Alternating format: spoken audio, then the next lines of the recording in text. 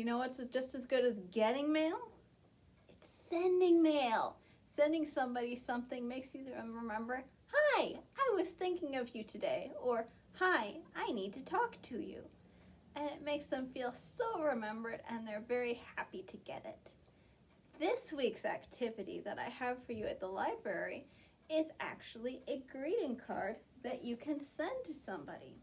So it has a blank greeting card with nothing inside of it. So you can color anything you want on there. You can write anything you want on there. You can sign it with your name, and you can take it and put it in the envelope that will come with it. Color not guaranteed.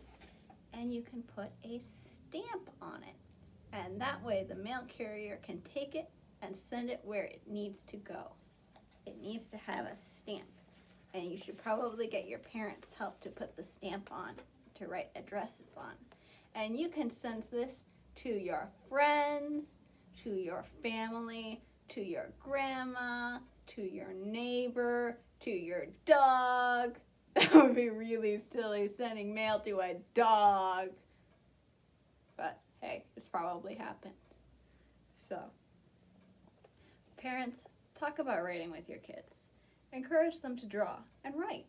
And when you're sending letters or cards, have them write either your name along with you, even if their idea of writing is just scribbles. You're helping them develop the fine motor skills needed to write, and you're also helping them understand that the written word has meaning.